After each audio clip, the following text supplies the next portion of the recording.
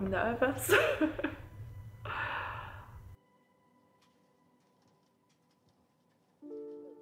So, do you want to introduce yourself? Hi, I am Becca, but I am better known as Driving Bex, and the whole point of this video is because recently I've been diagnosed with Hypermobility Syndrome, anxiety and depression. Well, Hypermobility Syndrome is where your joints are practically unstable, so they move around more than they should. That causes chronic pain and fatigue and a whole bunch of other symptoms, but the main ones for me as well were the mental health side, because I was in pain literally every day for 2 years, and obviously that is going to take a big toll. It just aches your joints, anything from walking to standing to day-to-day movements. It's really hard to get comfortable. The main thing the doctor said is, for example, my kneecaps move sideways every time I move my knees, which they are not meant to do. So it's restricted things like exercise. Obviously the racing side of things, I've had to put that on hold, all because of this pain going on that for a year and a half almost. I had no idea what was causing it, and people were saying it's in my head, that I was making it up, it was just female things, all sorts of different answers from professionals and also people that are close to you. It can really take that big toll. And the anxiety side and depression side was then the mental battle. I was already battling this pain every day physically, that I then had this battle going on in my head because of this pain, and it was an endless cycle going on. It's like the life I knew before, so say 3 years ago, where I was in the gym, I was obviously getting into the racing side of things, I was playing netball, doing sport, I was so active and healthy that all of that has been stripped away from me. So I can't really do impact sports at the moment. I didn't go to the gym as much, racing side of things, because it's so expensive.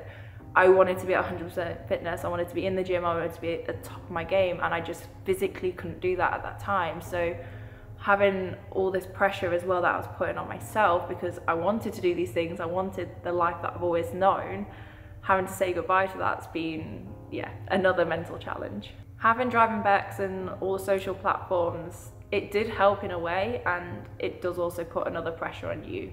So my mind's working at 200 miles an hour, thinking of the worst case scenarios, and just a bit of a mess really. So having that distraction and something to really focus on takes that away, almost gives me that little bit of a break. I think anyone that films or does any kind of presenting work will know, as soon as the camera's on you, it's like a switch is just flicked over and you're in this presenter mode and you're a whole nother person. And that's why I fell in love with it. If it wasn't for Driving Bex and having the different cars to review, different events, different people that I've met, it would be a very different outcome now. But it also hindered because there's this pressure to look like your life is perfect, look like everything's going well and you're happy, and almost being vulnerable is quite a scary thing to do on social media.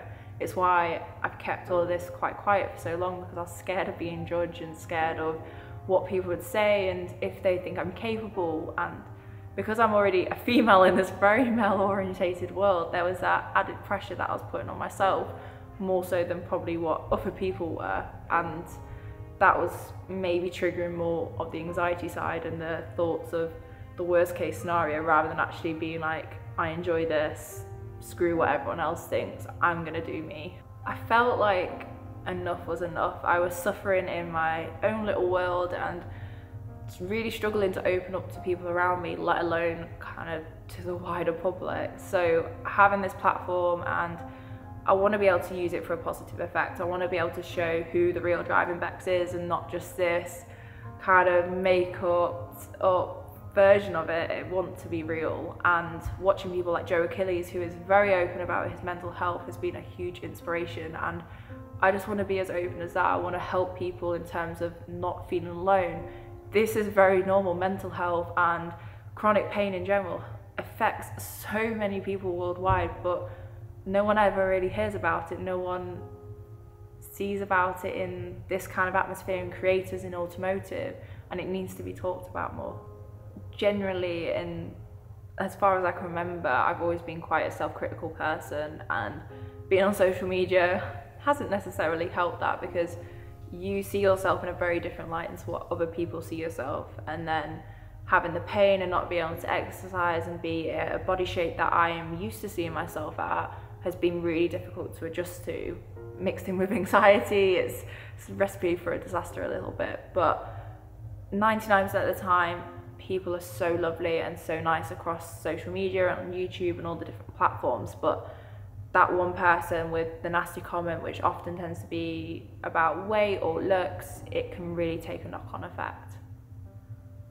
The future is looking very bright for Driving Vex. I adore presenting, I adore things automotive, and that's really where I want both socially and career-wise to go. So I've signed with the agency now, loudspeaker agency, so that's going to help take presenting into a career aspect. Driving Vex, I'm just keeping pushing forward in terms of creating content I love, I think, is the biggest thing, and making friends along the way. But racing wise, who knows what the future holds.